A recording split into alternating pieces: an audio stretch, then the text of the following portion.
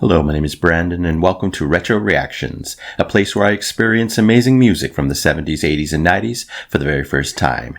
And today we're going to be traveling all the way back to 1983 to listen to The Gunner's Dream by Pink Floyd.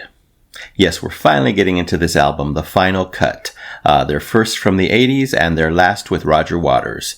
Many of you have told me that this is primarily a Roger Waters type of album. He's the dominating force on it, so I'm not sure what to expect. I've heard that it's kind of a continuation of The Wall. So anyway, I'm sure a lot of storylines and deep themes going on here. I just hope that David Gilmour does sing on some of the songs, but have no clue yet. I guess I'll find out over time. Anyway, if you're new here, welcome. Don't forget to hit that subscribe and like button as well as the notification bell to join the Retro Reactions community where it's all amazing music all the time. Alright, here we go.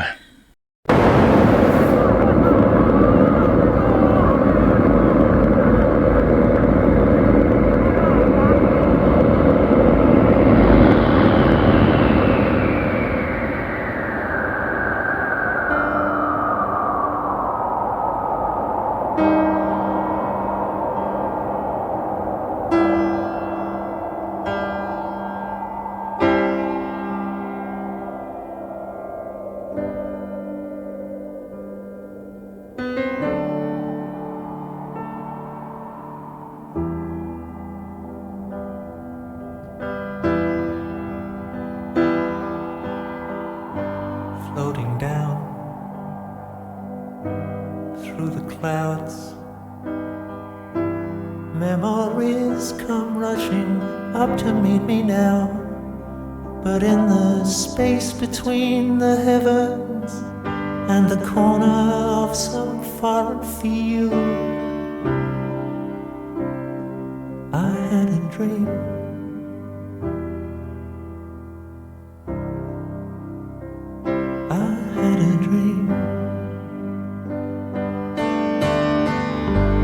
Goodbye, Max. Goodbye, Ma.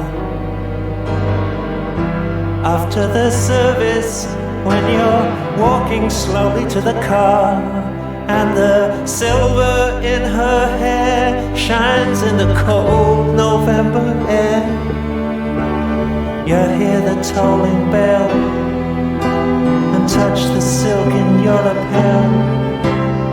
As the teardrops rise to meet the comfort of the band,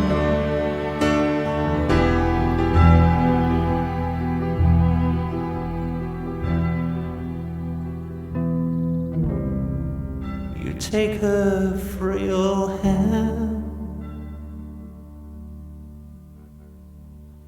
and hold on to the dream.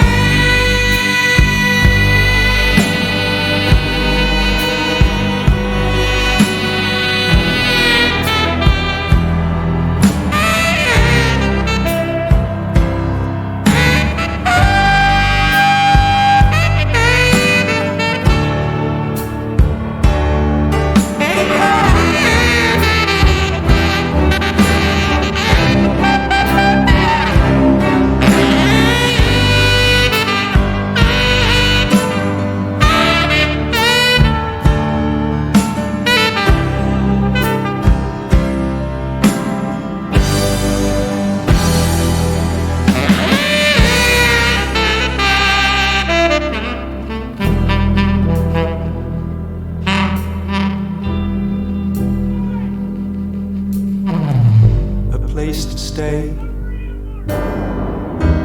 Pretty deep, pretty emotional stuff going on here. It almost sounds like it could kind of fit on the Division Bell. You know, it's heading in that direction already. Wow, really interesting stuff here. We got some really nice piano tones and melodies, to start the song with.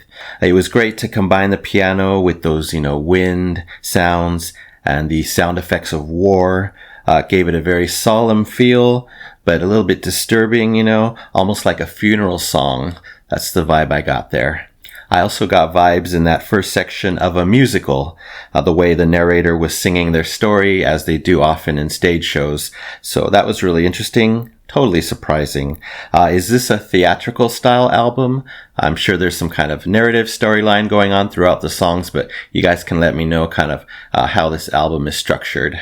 As expected, Roger Waters is the lead vocalist on this one. Again, I don't know if he sings lead on all the songs on this album, but you guys will fill me in. He's giving us nice, delicate vocals on this one. I hear a lot of pain in his vocal delivery. Makes sense, it's a song about war, so of course there's going to be that intensity, taking it to that level. Then he does that scream on the word dream, and I really liked how that note seamlessly morphed into the same note on the saxophone. Really creative choice there. Really intense, memorable moment of the song. The sax was strong, in my face. It was not dirty, but definitely moody here. And again, very impactful. Several impactful moments, and we're only halfway done. Hopefully we'll get some more intensity in the second half. I'm pretty sure we will. Pretty deep song here, so let's go back and continue.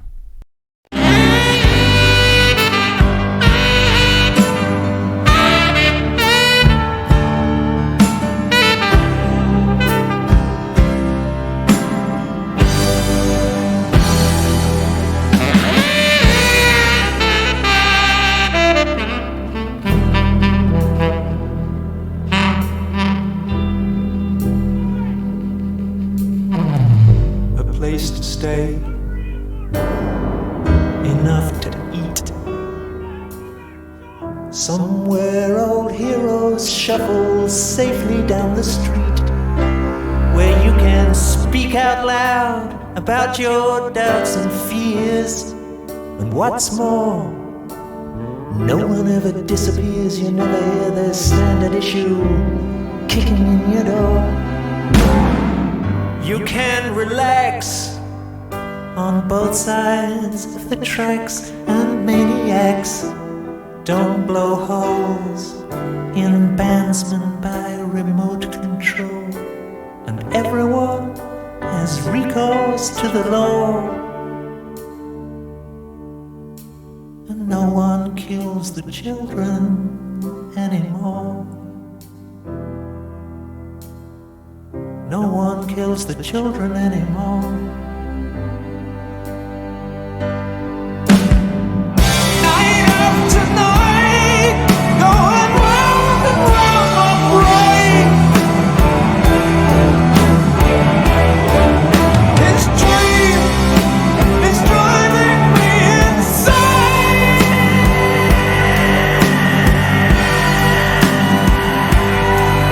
In the corner of some foreign field, the gunner sleeps tonight. What's done is done.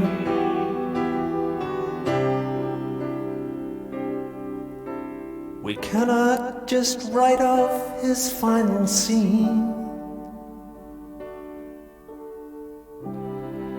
Take heed of the dream.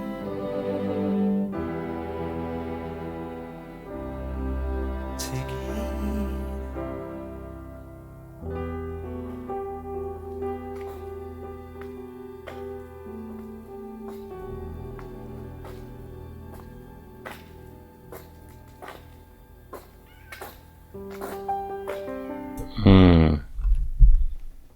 More seamless transitioning here. Makes me think even more that it's a, seamless storyline going on, but I'll discover that over time. The ending, probably one of my favorite parts. So beautiful sounding. I love the contrasts going on in this song. Like after my pause, there was a long section of just soft, delicate, intimate vocals with Roger, maybe just one or two instruments, very stripped down, and he kind of had me sucked into his mind, into his world at that point, whatever he was discussing. That was really cool. And then a huge contrast, like I said, we get an explosion of loud, dramatic music, and of course the distant scream in the background, which went on for a while. That was a really cool contrast. Huge extremes and peaks and valleys in this one. Then we move right back to that soft, beautiful piano for a while. I think that piano is the star of this one for me for sure.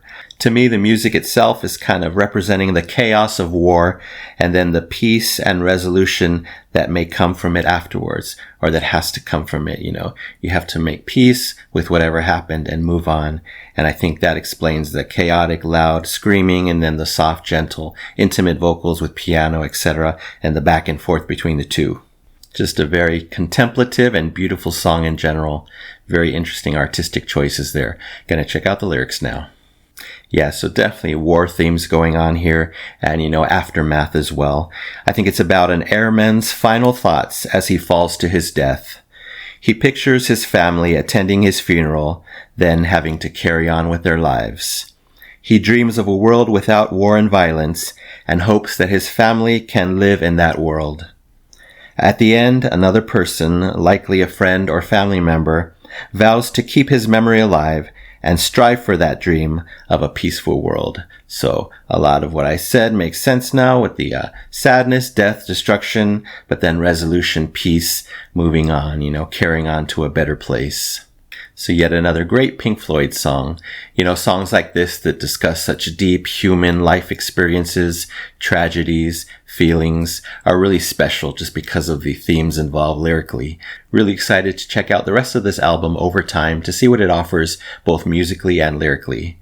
Anyway, I'm going to rate this one 5 golden records. Yes, an A/A+ for The Gunner's Dream by Pink Floyd, 1983.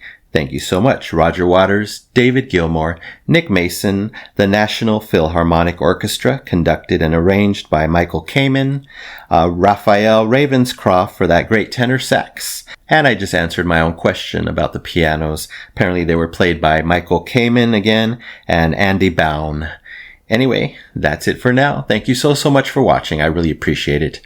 Don't forget to subscribe, like, and comment down below if you wish to chat about this great song or anything Pink Floyd. Would love your feedback. So you take care, stay safe, stay hydrated, and remember to let peace, calm, and light into your day and night. And I'll see you next time in the past.